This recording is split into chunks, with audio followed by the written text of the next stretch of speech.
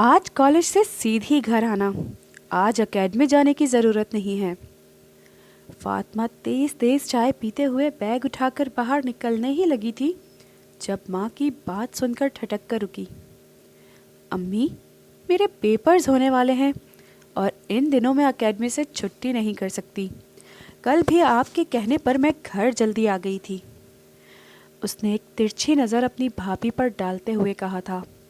اس کی بھابھی کے آخری دن چل رہے تھے، وہ پریگننٹ تھی۔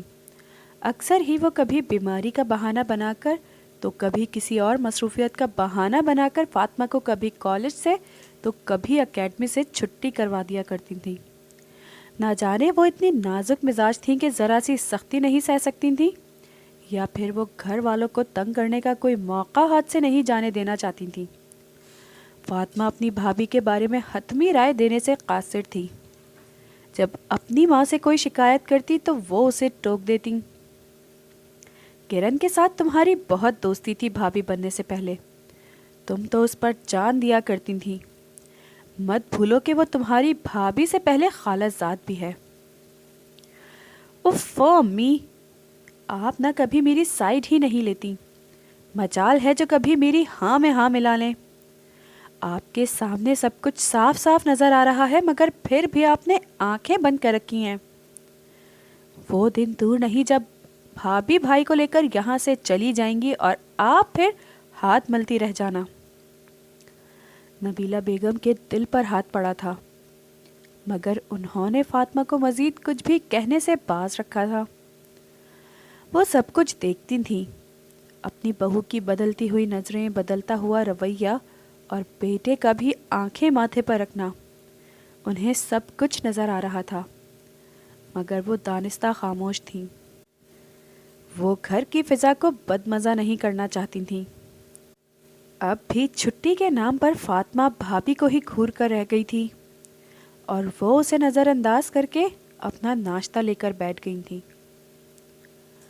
آج تمہاری چھوٹی خالہ آ رہی ہیں سلمان کے ساتھ، گھر میں بہت سارا کام ہوگا، اس لیے کہہ رہی ہوں کہ تم جلدی آنا۔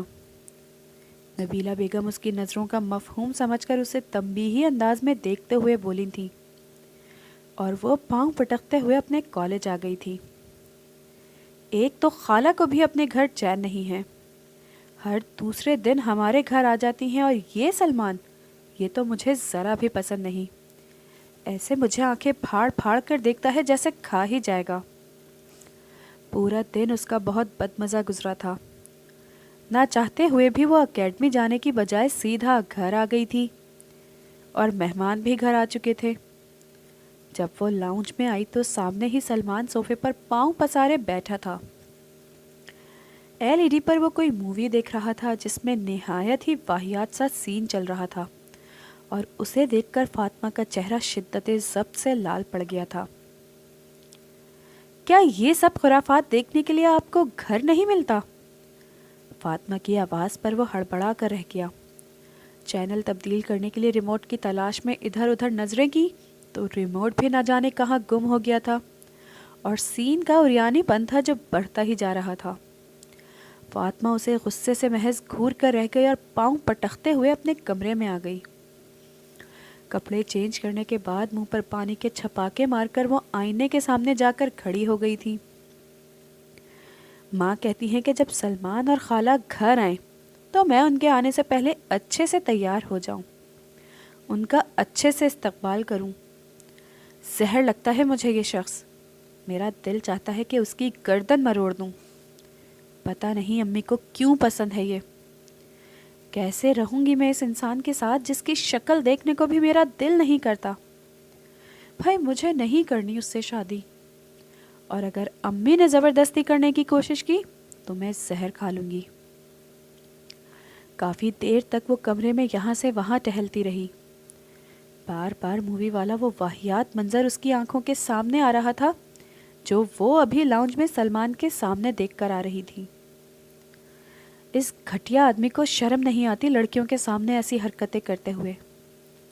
کافی دیر تک وہ غصے میں یہاں وہاں گھومتی رہی۔ ارے یہ گھر میں اتنی خاموشی کیوں ہے؟ کہاں چلے گئے سب؟ اتنی دیر ہو گئی اور امی ابھی تک مجھے بلانے کے لیے نہیں آئی۔ وہ حیرت سے ابھی سوچ ہی رہی تھی تبھی دروازے پر دستک ہوئی۔ دروازہ تھوڑا سا کھولا تو سامنے سلمان کھڑا تھا۔ اصل میں مجھے چائے کی طلب ہو رہی تھی۔ اگر آپ کو تکلیف نہ ہو تو کیا آپ 1 کپ چائے بنا دیں گی؟ امی کہاں ہیں؟ اس کی بات نظر انداز کرتے ہوئے اس نے پوچھا۔ وہ لوگ ہاسپٹل میں ہیں۔ ہاسپٹل؟ کیوں؟ کیا ہوا؟ امی کی طبیعت تو ٹھیک ہے نا؟ ہاں آپ کی امی تو ٹھیک ہیں، بس بھابھی کی طبیعت خراب ہو گئی تھی، اسی لیے دونوں خواتین انہیں اسپتال لے کر گئی ہیں۔ امید ہے کہ جلد ہی آپ کو کسی خوشخبری کی خبر سننے کو ملے گی۔ سلمان یہ بات کہہ کر واپس پلٹ گیا اور وہ بھی خاموشی سے اس کے پیچھے چلتے چلتے کچن میں آ گئی۔ چائے بنانے کے بعد اس کے سامنے چائے کا کپ رکھا اور واپس ہی جانے لگی تھی جب اس کا دوپٹہ صوفے کے ساتھ اٹک گیا۔ اس کا دل دھک سے رہ گیا۔ اسے کب سے غیر معمولی پن کا احساس ہو رہا تھا۔ وہ کبھی اکیلے گھر میں سلمان یا کسی بھی کزن کے ساتھ موجود نہیں رہی تھی۔ اس کی ماں بھی بہت احتیاط پسند تھی۔ نبیلہ بیگم گویا اسے اپنے پروں میں چھپا کر رکھتی تھیں اور زمانے کی اونچ نیچ سے آگاہ کرتی رہتی تھیں۔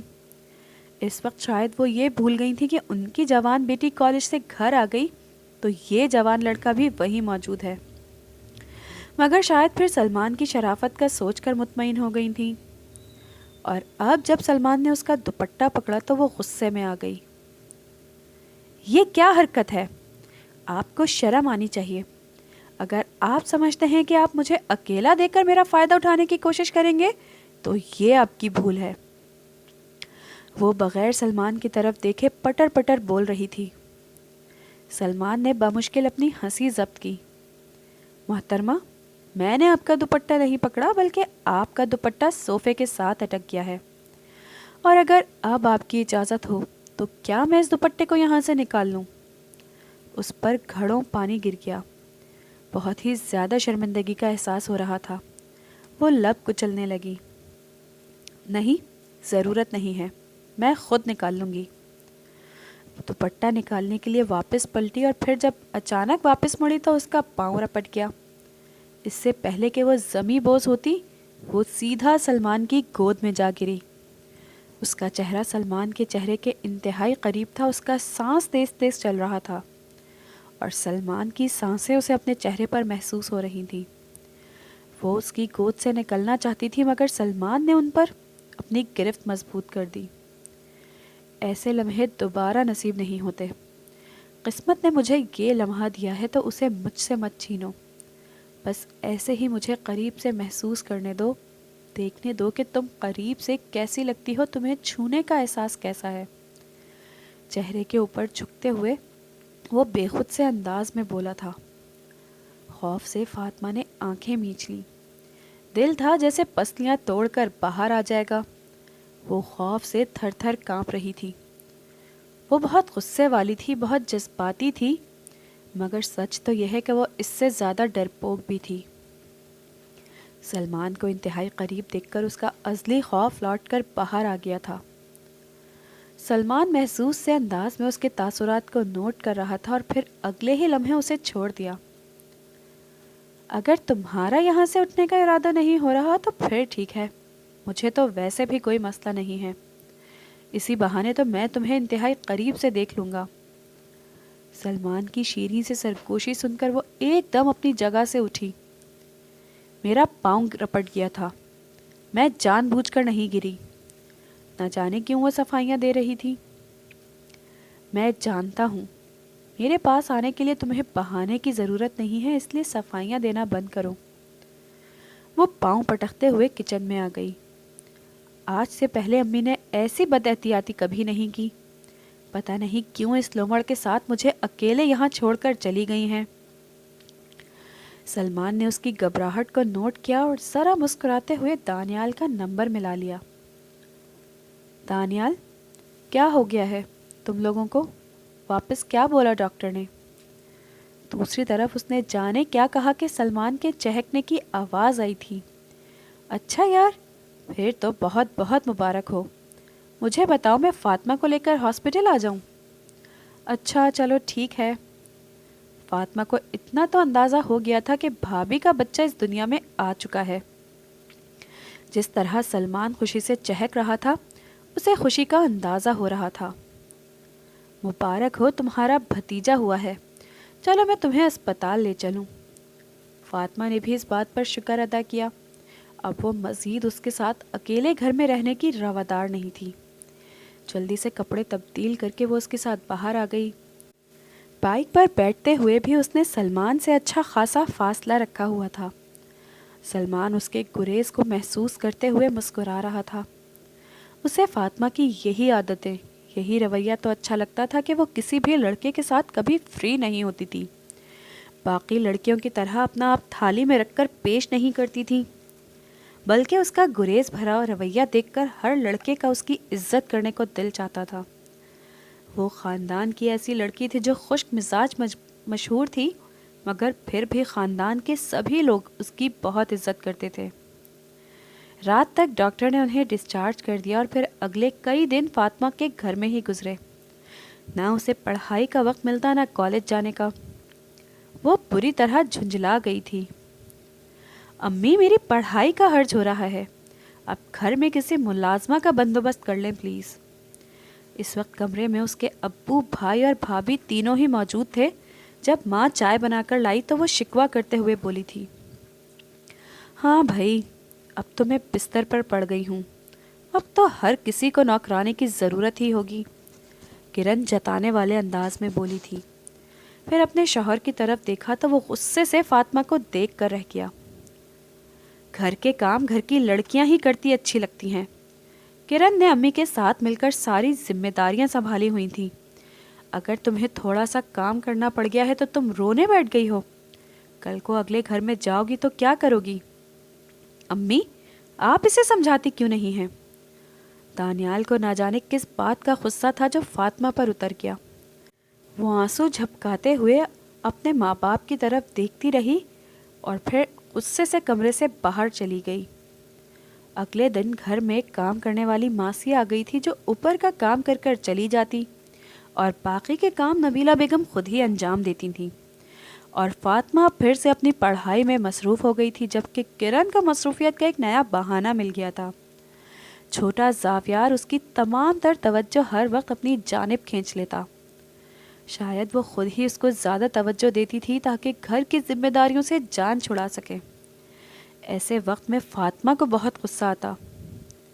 امی، وہ آپ کی بیٹی نہیں، آپ کی بہو ہے، آپ نے اسے کیوں ماں بنا کر رکھا ہوا ہے؟ ابھی تک بھابھی کسی کام کو ہاتھ نہیں لگاتی۔ زاویار بھی 3 مہینے کا ہو چکا ہے، 3 مہینے سے میں دیکھ رہی ہوں وہ بستر سے نیچے پاؤں تک اتارنے کے لیے تیار نہیں ہے۔ نبیلہ بیگم نے منہ پر ہاتھ رکھ کر اسے خاموش رہنے کا اشارہ کیا۔ جب تک تم اس گھر میں ہو کسی قسم کی بدمزگی میں برداشت نہیں کر سکتی۔ میں نہیں چاہتی کہ تمہاری زبان درازی میری بہن تک یا باقی کے رشتہ داروں تک پہنچے۔ کیا تم نہیں جانتی کہ اگر کسی لڑکی کی شہرت خراب ہو جائے تو اس کی زندگی برباد ہو جاتی ہے؟ امی، میں آپ کی باتوں پر صرف سر پکڑ کر رہ جاتی ہوں۔ آخر آپ کو ہر وقت خالہ کی ہی کیوں پڑی رہتی ہے؟ اور وہ سلمان، اگر آپ سوچ رہی ہیں کہ میں اس کے ساتھ شادی کروں گی تو یہ آپ کی بھول ہے۔ فاطمہ کے اس طرح بدتمیزی سے بولنے پر نبیلہ بیگم نے اسے گھور کر دیکھا تھا۔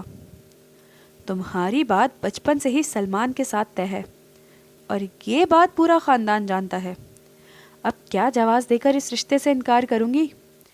کیا وجہ بتاؤں گی کہ کیا کمی ہے سلمان میں؟ اچھا کماتا ہے، اچھا کھاتا ہے، شریف ہے، اور کیا چاہیے؟ اور امی، آپ نے اس کی شکل دیکھی ہے؟ کتنا کالا ہے وہ، اور قد بھی اس کا کتنا چھوٹا ہے۔ وہ میرے ساتھ بالکل سوٹ نہیں کرتا۔ میری ساری دوستیں میرا مذاق اڑائیں گی اور میں اپنا مذاق نہیں اڑوانا چاہتی۔ بس امی، آپ کو میں نے بول دیا کہ سلمان سے شادی نہیں کروں گی تو بس نہیں کروں گی۔ فاطمہ کتنی ضدی تھی، جب ایک بات اس کے دماغ میں بیٹھ جاتی تو جب تک اسے پورا نہ کر لیتی وہ تب تک خاموش نہیں ہوتی تھی، اور یہ بات نبیلہ بیگم بھی اچھی طرح سے جانتی تھی۔ اس لڑکی سے تو میں بہت ہی زیادہ تنگ ہوں۔ کوئی بات نہیں، ابھی تک ویسے بھی شادی میں 1 سال کا وقت لے رکھا ہے، तब तक इस फातिमा की भी अकल ठिकाने आ जाएगी। इसे तो उसके बाप ने सर चढ़ा रखा है, देख लूँगी मैं भी। फातिमा इन दिनों कॉलेज से छुट्टियां होने पर घर में फ्री बैठकर कभी डाइजेस्ट की वर्करदानी करती तो कभी यूट्यूब पर ड्रामे और फिल्में देखकर अपना वक्त बर्बाद करती रहती। इन दिनों रानी उससे मिलने के लिए आती थी। रानी उसकी बचपन की सहेली थी। कुछ साल पहले उसकी फुप्पो उसे अपने साथ घर ले गई थी। वो 5 बहनें थीं। रानी अपनी बहनों में सबसे छोटी थी, उससे बड़ी 4 थीं। उनके अब्बू एक सब्जी फरोश थे। गो कि उनके घराने का रहन सहन और फातिमा के घराने के रहन सहन में ज़मीन आसमान का फ़र्क था, मगर फिर भी उनकी दोस्ती में कोई फ़र्क नहीं था। इतने सालों के बाद रानी को अपने सामने देखकर वो सब कुछ भूल भाल गई थी। कितनी जालिम हो तुम, कभी मेरी याद नहीं आती तुम्हें? फुप्पो के घर जाकर तो तुम बिल्कुल ही बदल गई हो और पहले से ज़्यादा प्यारी हो गई हो।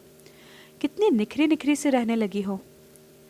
रानी मुस्कुराते हुए अपनी तारीफ़ें वसूल कर रही थी।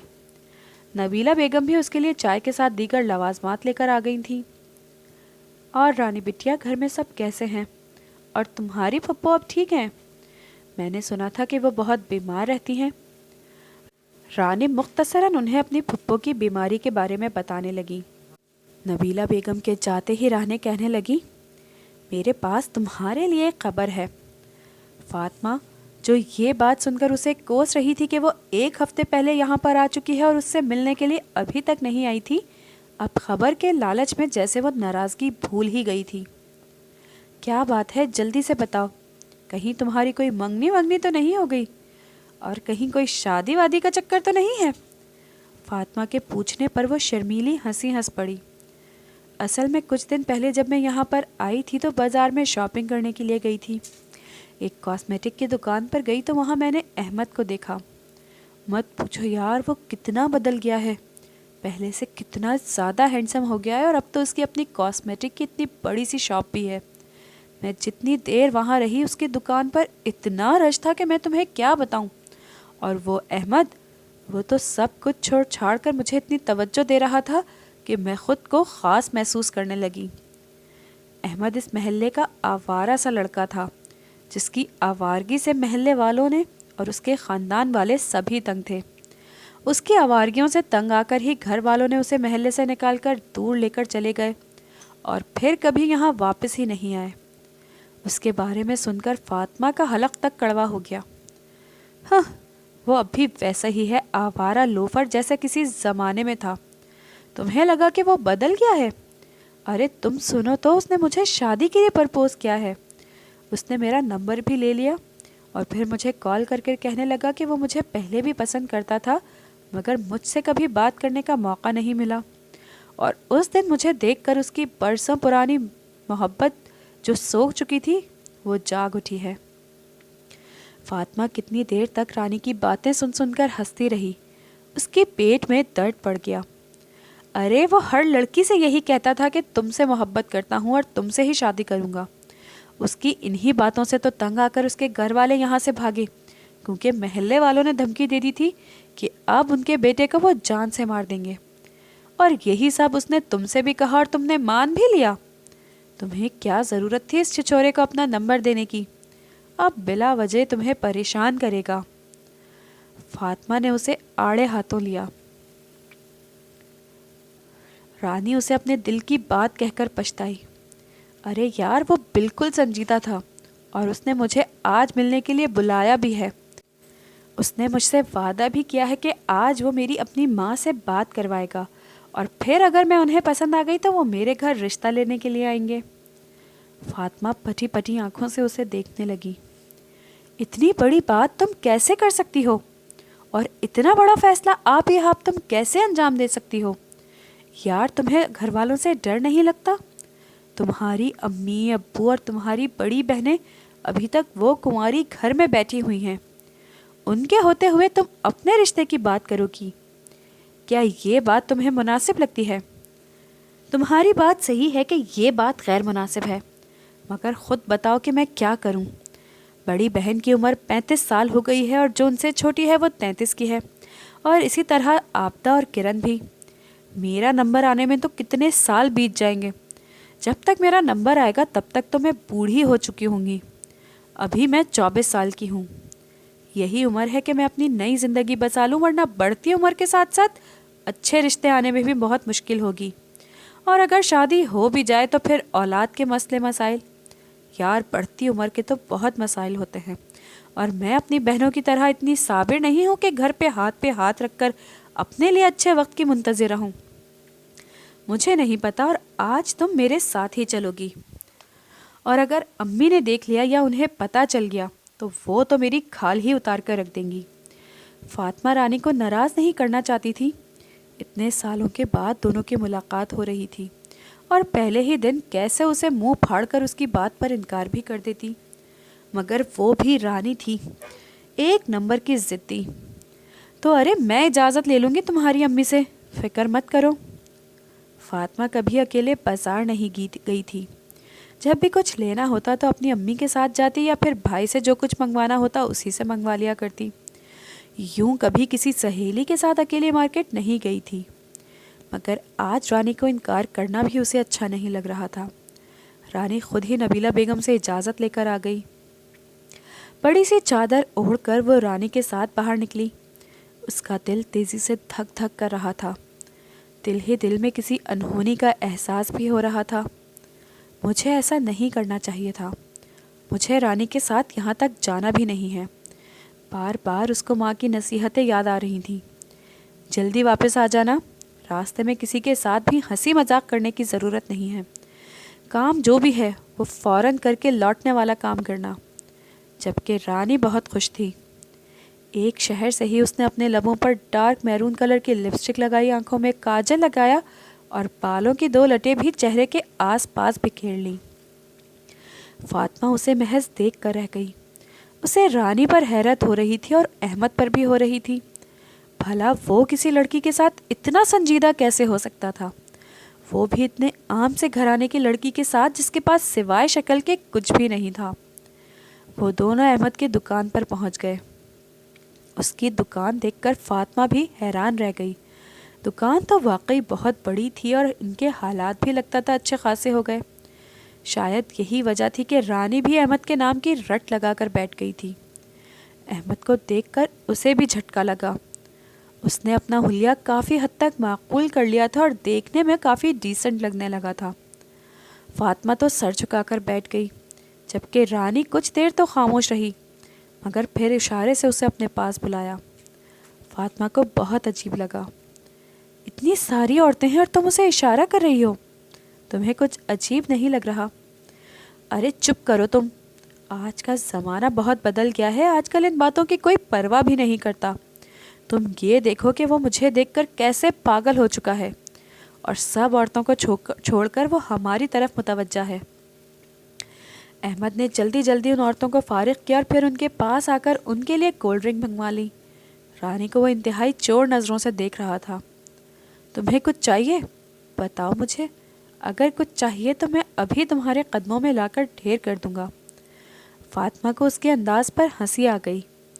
उसने सर नीचे करके बमुश्किल अपनी मुस्कुराहट रोकी, जबकि रानी को अजीब फ़ख्र का एहसास हुआ। अच्छा, आप लोग कोल्ड ड्रिंक पियो, मैं अभी अम्मी को कॉल करके बुलाता हूँ। पता नहीं अहमद कहाँ गया। थोड़ी देर गुजरी कि एक मोटी सी लहीम शहीम सी औरत दुकान में दाखिल हुई। कौन है वो लड़की जिसने तुम्हें फंसाया है? उस औरत का रुख फातिमा की तरफ था। फातिमा उसे देखकर घबरा ही गई। वो वैसी की वैसी थी, अभी तक नहीं बदली। फातिमा ने जल्दी से चेहरे पर नकाब कर लिया। वो जांचती हुई नज़रों से फातिमा को देख रही थी। ये है वो लड़की जो तुम्हें फंसाने के लिए तुम पर डोरे डाल रही है। क्यों भाई, तुम्हारी माँ ने तुम्हारी यही तरबियत की है? और फातिमा का वो हाल था कि काटो तो बदन में लहू नहीं। वो पसीना पसीना हो गई, और घबराई हुई नज़रों से वो रानी को देखने लगी। अहमद जल्दी से आगे बढ़ा। अम्मी, ये आप क्या कर रही हैं? और ये वो लड़की नहीं है जिसको मैं पसंद करता हूँ। मैं रानी को पसंद करता हूँ और उसी से शादी करना चाहता हूँ। तभी फातिमा को एक बाहर जाना पहचाना चेहरा नज़र आया, और वो जैसे सुन होकर रह गई। अगले ही पल वो चेहरा नज़रों से ओझल हो गया। मुझे ऐसा क्यों महसूस हुआ कि जैसे यहाँ पर सलमान था وہ خود کلامی کرتے ہوئے آگے بڑھی تو وہ عورت اتنے میں رانی کے پاس پہنچ چکی تھی اور اسے بالوں سے پکڑ کر اوپر اٹھا دیا۔ تو تم میرے بیٹے کو پھنساؤ گی؟ تم کیا سمجھتی ہو کہ میں نے یہ بال دھوپ میں سفید کیے ہیں؟ ارے جاؤ جاؤ، بہت دیکھی تمہاری جیسی۔ میرے بیٹے کو لڑکیوں کی کوئی کمی نہیں ہے، ایک سے بڑھ کر ایک لڑکی اس پر مرتی ہے۔ وہ رانی کے منہ پر زور زور سے تھپڑ مار رہی تھیں۔ اچھا خاصا تماشا لگ چکا تھا، بہت سارے لوگ وہاں پر جمع ہو گئے تھے۔ احمد بھی بری طرح گھبرا رہا تھا، کبھی وہ اپنی ماں کو دیکھتا تو کبھی رانی کو، جبکہ فاطمہ کا وہ حال تھا کہ اس کے ہاتھ پاؤں بہت بری طرح کانپ رہے تھے، رنگ ہلدی کی طرح پیلا پڑ گیا تھا۔ نہ جانے کیسے اس میں اتنی ہمت آ گئی کہ اس نے رانی کا ہاتھ پکڑا اور اسے کھینچتے ہوئے دکان سے باہر لے کر آ گئی، اور پھر بازار سے نکلتے ہی وہ رکشے میں بیٹھ گئیں۔ پورا راستہ رانی ہچکیاں لے لے کر روتی رہی، جبکہ فاطمہ بالکل سن ہو کر ایک ہی جگہ بیٹھی رہی۔ اس کے کانوں میں سائیں سائیں ہو رہی تھیں، اس عورت کی باتیں اس کے دماغ میں گونج رہی تھیں، کیسے وہ ان کے ماں باپ کی تربیت کو کوس رہی تھی، ان کے بارے میں غلط چلت باتیں بول رہی تھیں۔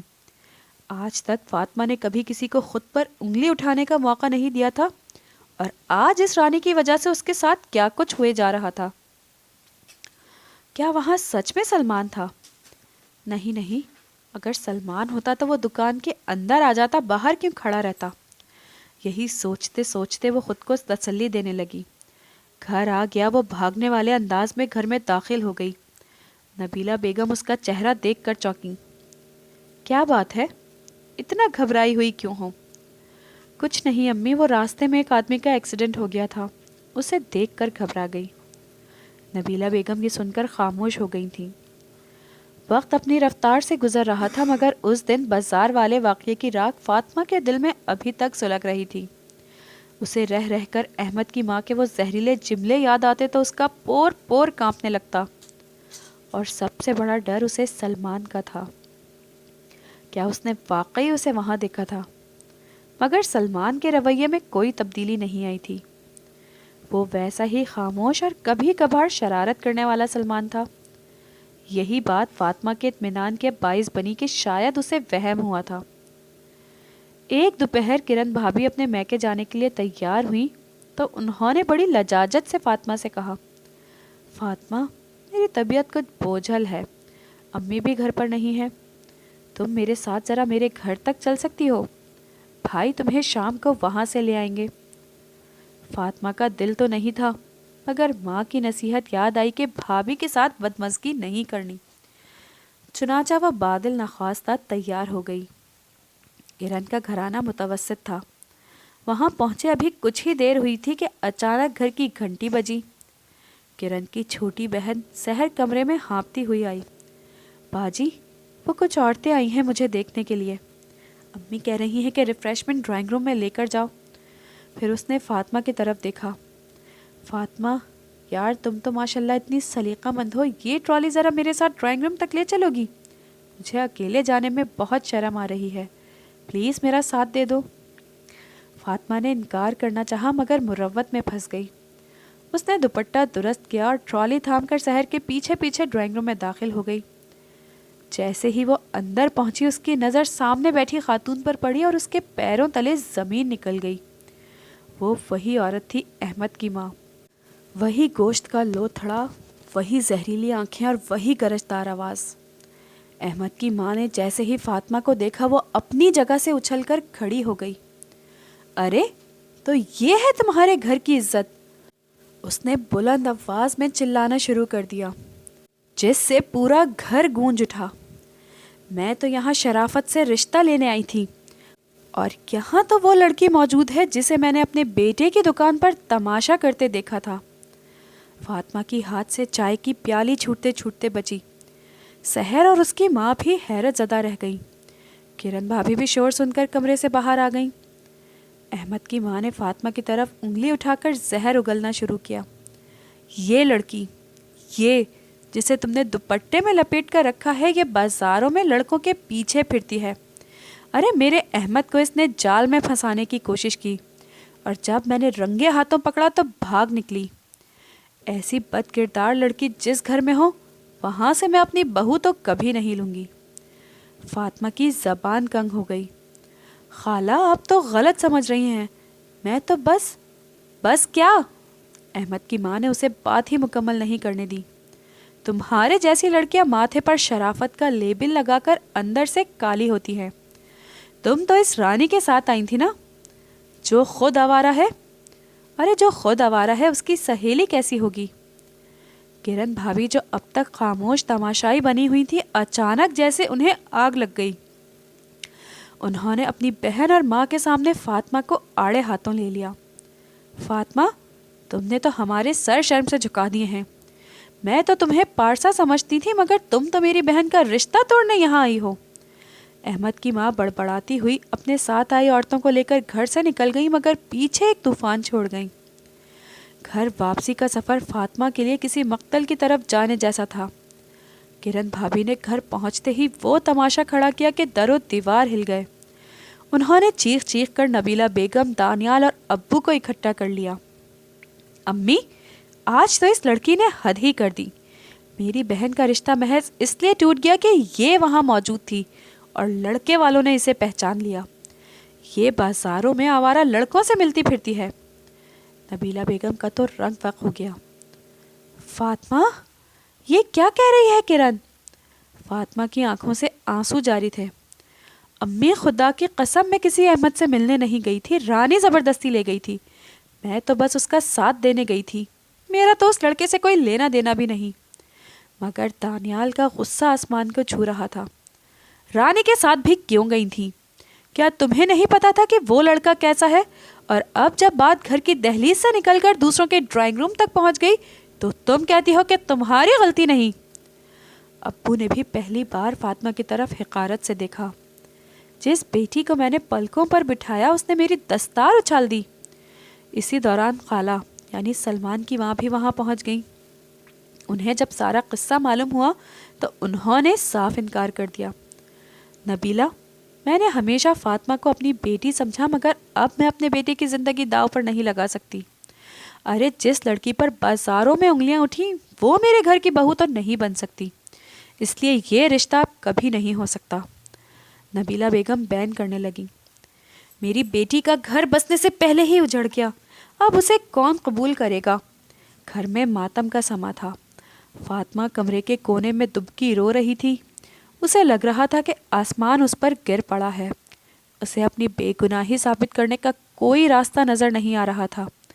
رانی کو فون کیا تو اس کا نمبر بھی بن جا رہا تھا. وہ اکیلی ہو چکی تھی, بالکل اکیلی. اگلے دن سلمان گھر آیا.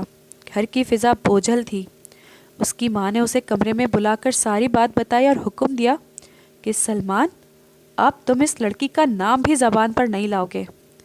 ہم کل ہی کہیں اور بات کریں گے. سلمان خاموشی سے سب کچھ سنتا رہا. پھر وہ اٹھا اور سیدھا اس کے کمرے میں گیا جہاں فاطمہ بیٹھی دیوار کو ہی تک رہی تھی. اس کی آنکھیں سوجی ہوئی تھیں اور چہرے پر مردنی چھائی ہوئی تھی.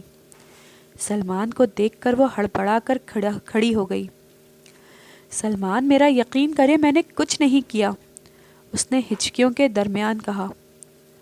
سلمان نے اسے گہری نظروں سے دیکھا. اسے وہ منظر یاد آیا جب اس نے فاطمہ کو اس دکان کے باہر دیکھا تھا. اسے یہ بھی یاد تھا کہ فاطمہ کا چہرہ اس وقت بھی خوف سے سفید تھا. وہ واپس لاؤنج میں آیا جہاں خاندان کے تمام بڑے بیٹھے اس کے مستقبل کا فیصلہ کر رہے تھے. میں فاطمہ سے ہی شادی کروں گا. سلمان کی آواز پر سب چونک گئے. خالہ غصے سے کھڑی ہو گئیں. تم پاگل ہو گئے ہو, اس بدنام لڑکی سے شادی کرو گے؟ وہ بدنام نہیں ہے, اسے حالات نے اس جگہ کھڑا کر دیا تھا. سلمان نے دو ٹوک لہجے میں کہا. اور اگر آج میں نے اسے چھوڑ دیا تو دنیا واقعی اسے گنہگار مان لے گی. میں اسی سے شادی کروں گا اور ابھی کروں گا. دانیال اور ابو کے لیے تو یہ ایک ڈوبتے کو تنکے کا سہارا تھا. انہوں نے بھی فوری طور پر حامی بھر لی مگر خالہ غصے میں وہاں سے نکل گئی. اسی شام سادگی سے فاطمہ اور سلمان کا نکاح پڑھا دیا گیا. کسی کو کوئی خوشی نہیں تھی, کوئی ڈھولک نہیں بجی, صرف آنسوں اور سسکیوں کے درمیان ایک ایسا رشتہ جڑ گیا جس کی بنیاد شک اور بدنامی کے ملبے پر رکھی گئی تھی. رخصتی کے وقت فاطمہ کا دل خوف سے لرز رہا تھا. وہ جانتی تھی کہ یہ شادی محبت کی وجہ سے نہیں, بلکہ ایک فیور کے طور پر کی گئی ہے۔ جب وہ سلمان کے کمرے میں پہنچی تو اسے وہ تمام باتیں یاد آنے لگی جو وہ سلمان کے بارے میں سوچا کرتی تھی۔ اس کا رنگ، اس کا قد، اس کی پسند ناپسند، مگر آج وہ شخص اس کا محافظ بن کر سامنے کھڑا تھا۔ سلمان کمرے میں داخل ہوا تو فاطمہ نے گھبرا کر سر جھکا لیا۔ اسے ڈر تھا کہ اب سلمان اپنی شرافت کا بدلہ لے گا اور کہے گا، میں نے تم پر احسان کیا ہے ورنہ تمہاری جیسی لڑکی سے کون شادی کرتا۔ سلمان اس کے قریب آ کر بیٹھ گیا۔ کمرے میں اتنی گہری خاموشی تھی کہ فاطمہ کو اپنی دھڑکنیں تک سنائی دے رہی تھیں۔ تمہیں کیا لگتا ہے میں نے یہ شادی کیوں کی؟ سلمان کی آواز میں ایک عجیب سی کھنک تھی۔ فاطمہ خاموش رہی۔ تمہیں لگتا ہوگا کہ میں نے تم پر احسان کیا ہے یا میں نے تمہاری مجبوری کا فائدہ اٹھایا ہے۔ سلمان نے اس کا رخ اپنی طرف کیا۔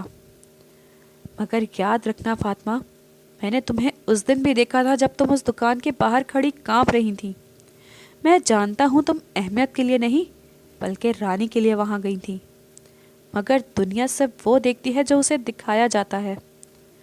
فاطمہ کی آنکھوں سے پھر سے آنسو ٹپک پڑے۔ تو پھر آپ نے مجھ پر بھروسہ کیوں کیا؟ سلمان مسکرایا، مگر اس کی مسکراہٹ میں درد تھا۔ بھروسہ کرنا اور ساتھ دینا دو الگ الگ چیزیں ہیں۔ میں نے تمہارا ساتھ دیا ہے، بھروسہ تمہیں جیتنا ہوگا۔ ابھی تو تم میری ماں، تمہارے بھائی اور اس معاشرے کی نظروں میں ایک داغدار لڑکی ہو۔ کیا تم اس داغ کو دھو پاؤ گی؟ فاطمہ کے سینے میں ایک تلاطم برپا ہوا۔ اسے لگ رہا تھا کہ اس کی زندگی کا اصل امتحان تو اب شروع ہوا ہے۔ سلمان اس کا شوہر تو بن گیا، مگر کیا کبھی وہ اس کا مقام دے پائے گا جو ایک بیوی کا ہوتا ہے؟ یا اسے تا حیات اسی ایک غلطی کی سزا ملتی رہے گی جو اس نے کبھی کی بھی نہیں تھی؟ اسے سلمان کی آنکھوں میں ایک عجیب سا سرد پن نظر آیا جو اسے ڈرا رہا تھا۔ وہ رات فاطمہ کے لیے صدیوں پر محیط تھی۔ وہ ایک ایسے انسان کے ساتھ بن چکی تھی جسے وہ کبھی پسند بھی نہیں کرتی تھی، اور اب وہی اس کی زندگی کا واحد سہارا تھا۔ اسے یاد آیا کہ کیسے وہ اس کے قد اور رنگ کا مذاق اڑاتی تھی، اور آج وہی چھوٹا قد، چھوٹے کالے رنگ والا انسان اس کے لیے ہمالیہ بن کر کھڑا ہو چکا تھا۔ مگر اس ہمالیہ کی چوٹی پر برف تھی، ایک سرد مہری جو اسے کبھی پگھلتی ہوئی نظر نہیں دکھائی دے رہی تھی۔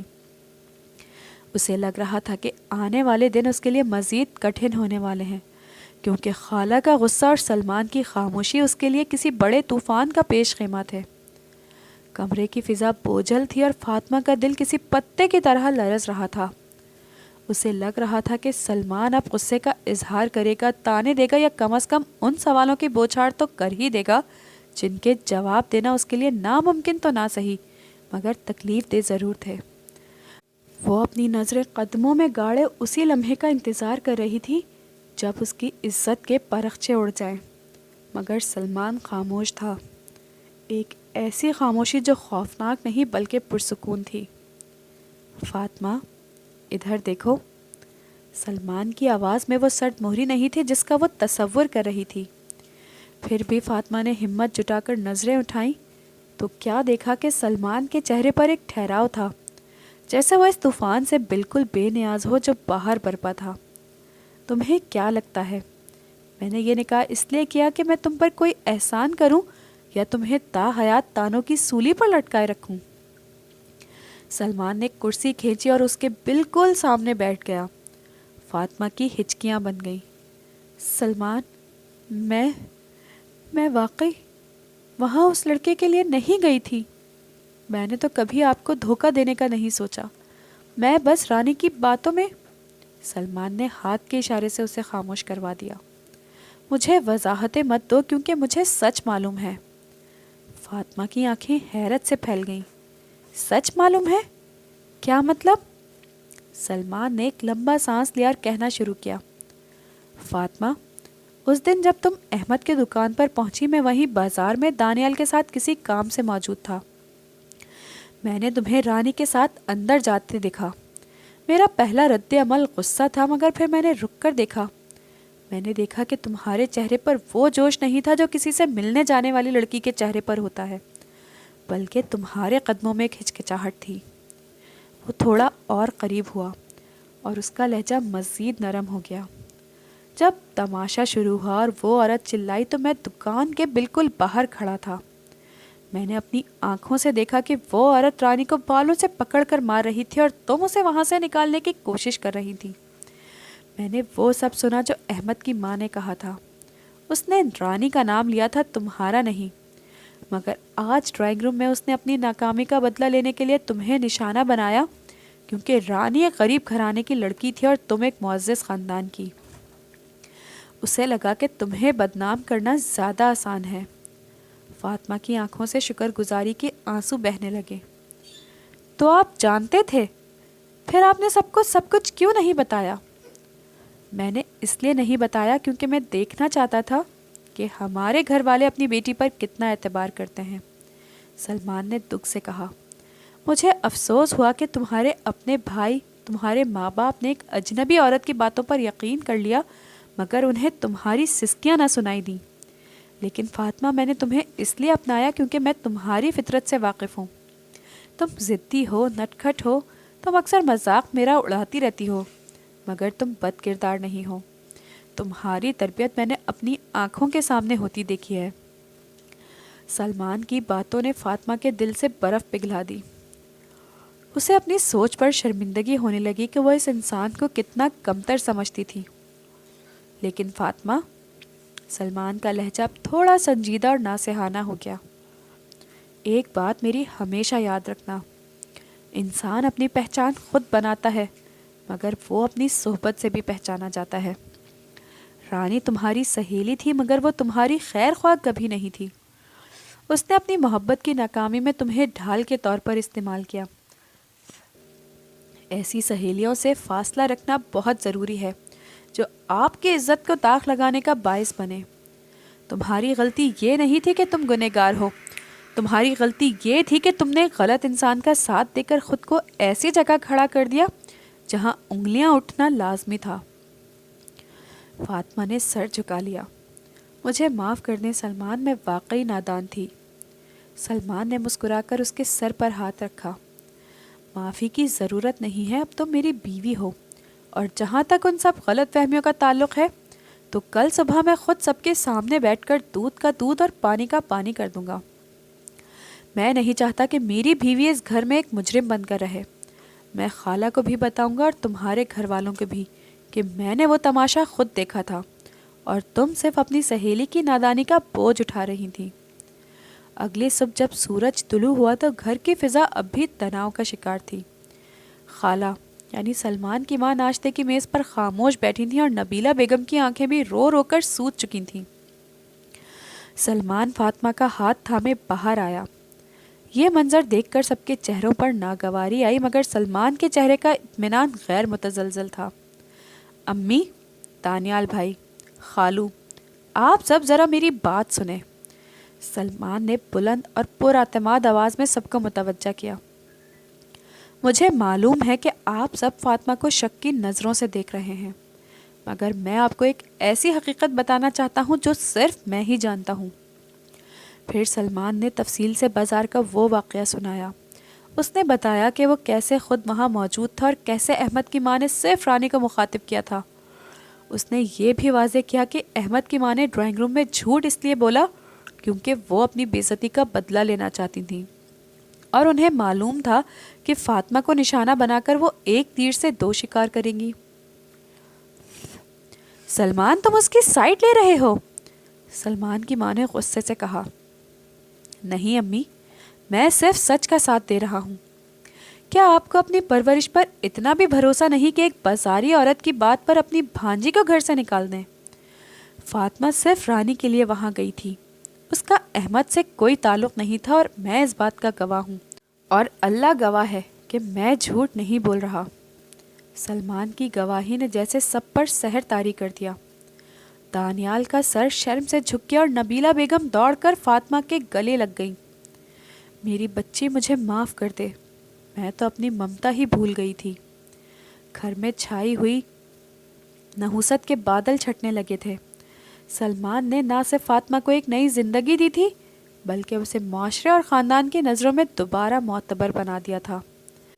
فاطمہ نے جب سلمان کی طرف دیکھا تو اسے احساس ہوا کہ مرد کا قد اس کے انچوں سے نہیں بلکہ اس کے ظرف اور اس کی مردانگی سے ناپا جاتا ہے، جو مشکل وقت میں اپنے عورت کی ڈھال بن جائے۔ سلمان اس کے لیے دنیا کا سب سے خوبصورت اور قد آور انسان بن چکا تھا۔ اس نے دل ہی دل میں عہد کیا کہ وہ اب کسی ایسی صحبت میں نہیں بیٹھے گی جو اس کے وقار اور اس کے شوہر کے بھروسے کو ٹھیس پہنچائے۔ سلمان نے اس کا ہاتھ دبایا اور سینے سے کہا، ارے اب تو مسکرا دو کیونکہ اب تمہارا محافظ تمہارے ساتھ ہے۔ فاطمہ کے لبوں پر ایک ایسی مسکراہٹ آئی جو برسوں کی تشنگی کے بعد روح کو سیراب کر دیتی ہے۔ شک کی دیواریں گر چکی تھیں اور اعتبار کی ایک نئی بنیاد رکھی جا چکی تھی۔ نکاح کی پہلی صبح جب گھر کے تمام ہنگامے تھم گئے اور سلمان نے سب کے سامنے فاطمہ کی بے گناہی ثابت کر دی تو فاطمہ کمرے میں اکیلی کھڑی آئینے میں خود کو دیکھ رہی تھی۔ اسے اپنی وہ تمام باتیں یاد آئیں جب وہ سلمان کے سانولے رنگ اور قد کا مذاق اڑاتی تھی، اسے لومڑ کہتی تھی اور اس سے شادی کے نام پر زہر کھانے کی دھمکیاں دیتی تھی۔ تبھی سلمان کمرے میں داخل ہوا۔ فاطمہ نے تڑپ کر اس کے طرف دیکھا اور بنا کچھ سوچے سمجھے اس کے آگے ہاتھ جوڑ دیے۔ سلمان، مجھے معاف کر دیں، میں نے ہمیشہ آپ کی ظاہری شخصیت کو دیکھا، آپ کے اس عظیم دل کو نہیں پہچان سکی جس نے میری ڈوبتی ہوئی عزت کو سہارا دیا۔ سلمان نے دھیرے سے اس کے ہاتھ تھامے اور اسے خود سے قریب کر لیا۔ اس نے مسکراتے ہوئے فاطمہ کی آنکھوں میں دیکھا۔ ظاہر تو صرف ایک پردہ ہوتا ہے فاطمہ، اصل خوبصورتی تو ظرف میں ہوتی ہے۔ مجھے تمہارے غصے سے کبھی بھی شکایت نہیں تھی، بس دکھ اس بات کا تھا کہ تم نے مجھے کبھی اپنا سمجھا ہی نہیں۔